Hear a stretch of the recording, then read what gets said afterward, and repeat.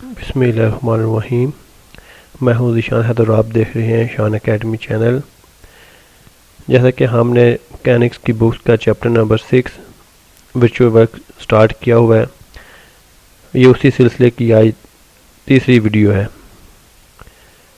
इस वीडियो में हम एक थ्योरम करेंगे। थ्योरम को स्टार्ट करने से पहले हमें कुछ वर्ड हैं, कुछ टर्म हैं जिसका जानना हमारे लिए बहुत ज़रूरी है, तो पहले उन्हें देखते हैं। ये वाले टर्म्स हैं जिनका जानना बहुत ज़रूरी है। इसमें सबसे पहले आती है constraints. What is the constraints? Constraint क्या है? तो ये इसका मतलब होता है कैद, कैद या फिर जबर कह सकते हैं, या फिर आप बंदी कह सकते हैं। क्या? पाबंदी या फिर रोक, इसका मतलब होता है रोकना, किसी चीज़ को कैद करना, किसी के ऊपर ज़बरदस्ती करना, पाबंदी लगा देना, भाई ये काम नहीं करना होना, ठीक है। या आप किसी को कहते हैं कि आपने यहाँ से जाओ, किसी को आप शॉप पे कोई चीज़ लेने भेजते हो तो आप कहते हैं कि आपने इस रास्ते से नहीं जाना, इस रास्ते, तो आप उसके ऊपर एक कंसंट्रेट लगा दिया कि ये पाबंदी लगा दी कि आपने ये वाला जो रास्ता है वो अख्तियार नहीं करना, ठीक है। तो इस तरह इसको कंसंट्रेट बोलते हैं, पाबंदी को। नेक्स्ट टर्म जो है, ये जो लफ्ज़ है ये है इनफाइनाइटेसिमल, यानी कि इसका मतलब होता है मुख्तसार, बहुत ही थोड़ी चीज़, मुख्तसार। ये इतनी मुख्तसार है कि जितना आप सोच सकते हैं, जितनी भी आप किसी चीज़ को कम सोच सकते हैं उससे भी कम समझ लें। तीसरा वर्ड है वर्चुअल, ये तय ख्याली, ठीक है, जो असल रियल लाइफ में नहीं होता। वर्चुअल है जो ख्याली है, रियल नहीं है। नेक्स्ट है रिजिड बॉडी। रिजिड बॉडी सख्त जिस्म को बोलते हैं। किसको बोलते हैं? सख्त जिस्म, ठीक है। जब कोई भी अगर चीज़ है, जब उसके ऊपर फोर्स लगाएं तो उसके पार्टिकल अगर अपनी जगह से डिस्प्लेस नहीं होते, यानी कि अपनी जगह से नहीं हटते, तो उसको रिजिड बॉडी कहते हैं। नेक्स्ट है थ्रस्ट, ये धक्का होता है, फोर्स होती है, पुश करना, ठीक, ये चीज़ें। इन सब चीज़ों का आपको इस चैप्टर को स्टार्ट करने से पहले जानना बहुत ज़रूरी था, इसलिए मैंने सोचा कि पहले इनको हम डिफ़ाइन कर लें। चलिए नेक्स्ट अब हम मूव करते हैं अपने क्वेश्चन, यानी कि अपने फर्स्ट थ्योरम की जानिब। अगर आपको ये वीडियो अच्छी लगे तो प्लीज़ चैनल को सब्सक्राइब कीजिएगा और इस वीडियो को दूसरे दोस्तों के साथ भी शेयर कीजिए। हमारा जो थ्योरम है उसकी स्टेटमेंट ये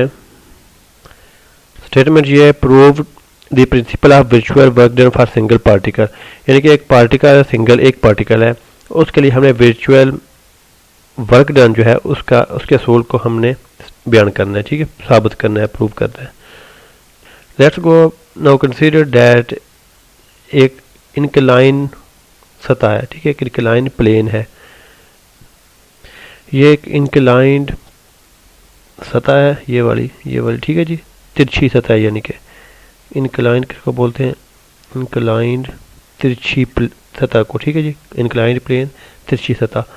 तो ये वाली जो है, ठीक है जी, ये एक इनक्लाइन पे है, इसके ऊपर एक बॉडी है, ठीक है, ये वाली, और ये किधर को मूव हो रही है? ये नीचे को, ऐसे नीचे को जा रही है, डाउन मूव कर रही है। जब ये मूव कर रही है तो ये इस बॉडी की सतह इस प्लेन की सतह के ऊपर रगड़ खा रही है, ठीक है जी, इस जगह पे ये आपस पे क्या कनेक्ट है, ठीक है। तो यहाँ से यानी कि इनके अंदर में एक फ्रिक्शन की फोर्स पैदा हो रही है, जिसे हम कंसंट्रेट कहते हैं, जो इस चीज़ को रोकने की कोशिश कर रही है उसको क्या बोलते हैं यहाँ पे? वो हमारा क्या है? वो हमारा कंसंट्रेंट है। तो इसके साथ पहले स्टेटमेंट देखते हैं थ्योरम की। A particle is subject to workless constraint is in equilibrium. इसका मतलब ये है कि एक ये जो बॉडी है ना, ये इसको हम पार्टिकल मान लेते हैं, ठीक है। हम कंसिडर करते हैं कि ये एक पार्टिकल है और ये पार्टिकल सब्जेक्ट टू वर्कलेस कंसंट्रेट। यहाँ पे जो कंसंट्रेट पैदा है और उसको हम वर्कलेस इसलिए कह रहे हैं कि यहाँ से उसकी वजह से कोई भी वर्क नहीं हो रहा, यानी कि उसके ऊपर फोर्स जो है वो ज़ीरो होगी, ठीक है। तो ये इन इक्विलिब्रियम, यानी कि ये पार्टिकल इक्विलिब्रियम है, इसके ऊपर कोई फोर्स नहीं लग रही। तो इसका स्टेटमेंट का जो नेक्स्ट पार्ट है वो भी यही कह रहा है, वो हम देखते हैं जी। वो यही कह रहा है, if and only if zero विचुअल work is done by applied force, अगर इसके ऊपर जो फोर्स लग रही है, ठीक है जी, उसके से क्या हो रहा है, ज़ीरो वर्चुअल वर्क हो रहा है, यानी कि वर्क हो ही नहीं रहा, तो इसका मतलब जो अप्लाइड फोर्स है वो क्या होगी, यहाँ पे ज़ीरो है, ठीक है। और साथ कह रहा है कि अप्लाइड फोर्स तो ज़ीरो ही, और इन इनफाइनाइट एसिमल वर्चुअल डिस्प्लेसमेंट, और जो डिस्प्लेसमेंट है यानी जो इसने पार्टिकल ने डिस्टेंस कवर किया है वो क्या है, वो बहुत ही कम है, बहुत ही कम है, कंसिस्टेंट विद कंस्टेंट, जिसका ताल्लुक इस कंस्टेंट के साथ है, जिस रुकावट के साथ, ठीक है जी। एक बार फिर आप मैं इसको रिपीट करने लगूँ, एक पार्टिकल सब्जेक्ट टू वर्कलेस कंसनट्रेट, एक पार्टिकल किसके साथ है, एक पार्टिकल किसकी पाबंदी में है, एक वर्कलेस कंसनट्रेट, ठीक है, ऐसा कंसनट्रेट जो अभी लग ही नहीं रहा। इन इक्विलिब्रियम, तो इक्विलिब्रियम में होगा if and only if zero विचुअल वर्क इज़ डन, कब होगा, जब वर्क कितने हैं वो ज़ीरो हुआ है, जो भी उसके ऊपर अप्लाइड फोर्स लग रही थी। इक्विलिब्रियम की शर्त तो यही कहती है ना कि अकॉर्डिंग टू इक्विलिब्रियम कंडीशन कि net force on the particle will be zero, यानी कि वो ज़ीरो होगी, जो भी पार्टिकल पर टोटल फोर्स लगी वो ज़ीरो होगी। इन इनफाइनाइट एसिमल विचुअल डिस्प्लेसमेंट, और जो डिस्टेंस है वो क्या हुआ है, वो इनफाइनाइट एसिमल विचुअल डिस्प्लेसमेंट, ये कि डिस्प्लेसमेंट जो है वो बहुत ही कम है, ठीक है। ये इसकी स्टेटमेंट थी। अब इसको हम प्रूव करते हैं। तो सबसे पहले हम देखते हैं कि इस बॉडी के ऊपर कौन कौन सी फोर्स लग रही है। एक तो फोर्स ऐसे नीचे को लग रही है, ठीक, एक कंसनट्रेट की फोर्स लग रही है इसको ऊपर, जो इस जगह पर लग रही है, ठीक है जी, जो इसको नीचे आने से रोक रही है। एक फोर्स की अप्लाइड फोर्स जो इसको लग रही है उसको नीचे लेके आने की कोशिश कर रही है, जो FC जो इसको इधर को रोकने की कोशिश कर रही है, ठीक है जी। अब ये कंसनट्रेट, ये दोनों फोर्स जो अप्लाइड फोर्स और कंसनट्रेट की फोर्सेस लग रही हैं इसके ऊपर, तो यहाँ पे FA क्या होगा, यहाँ पे FA होगा total applied force, total applied force, और एंड FC यहाँ पे क्या है, वो कंसनट्रेट फोर्स है।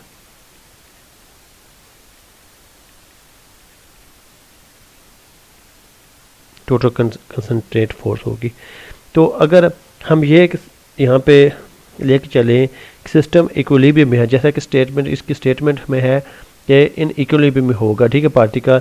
तो इक्विलिब्रियम में कब होगा, जब इसके ऊपर और फोर्सेस जो है वो क्या होगी, उनके नेट फोर्सेस जो वो ज़ीरो होगी।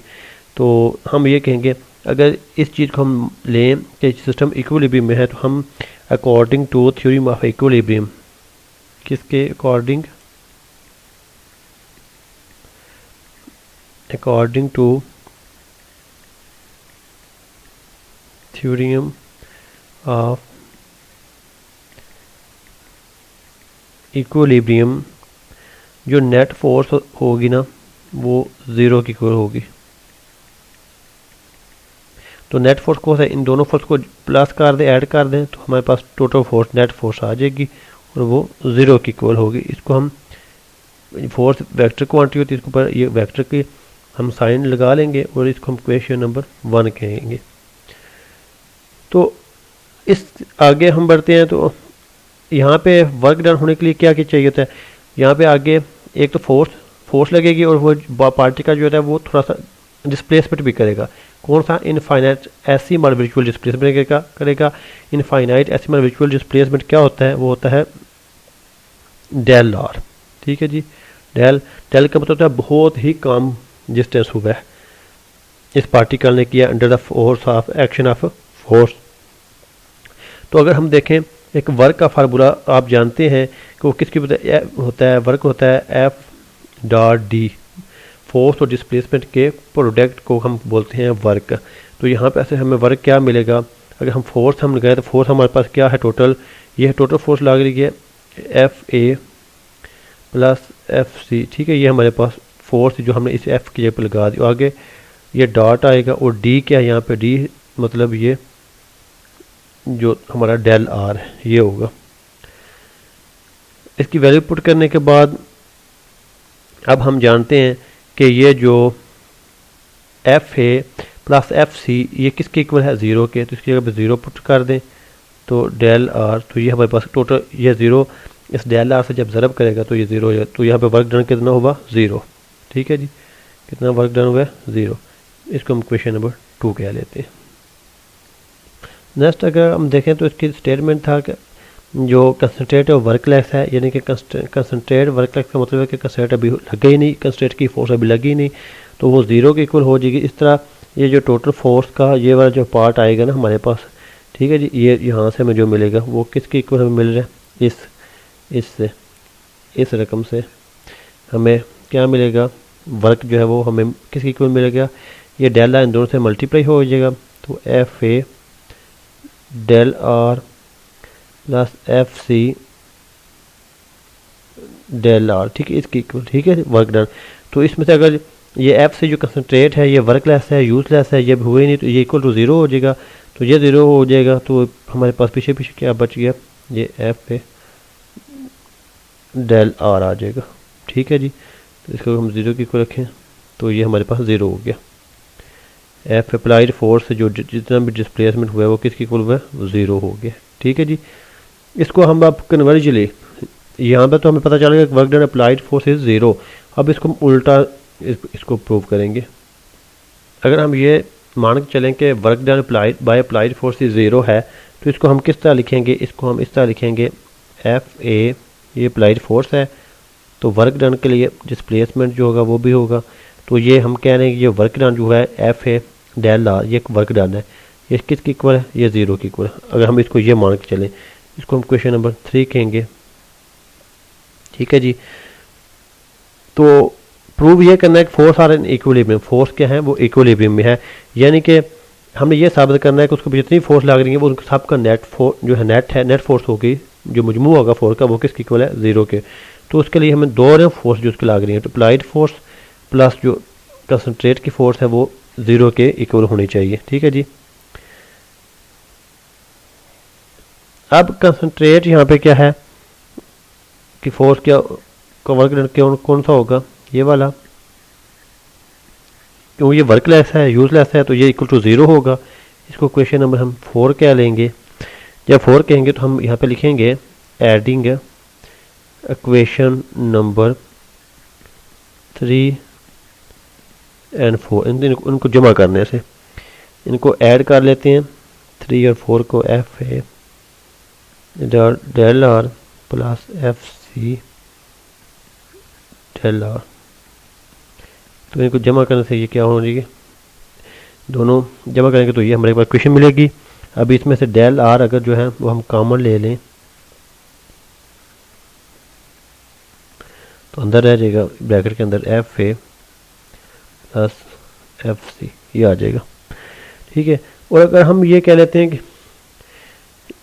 अब इन दोनों में से एक टर्म तो ज़ीरो के इक्वल नहीं होगी, ठीक है, और इक्विलिब्रियम कंडीशन के मुताबिक ये वाली रकम ज़ीरो होनी चाहिए, तो इसलिए फिर हम ये कहेंगे कि ये वाली रकम जो डिस्प्लेसमेंट है वो नॉट इक्वल टू ज़ीरो है, ये ज़ीरो नहीं होगा, तो तब ये वाली चीज़ ज़ीरो की इक्वल हो जाएगी।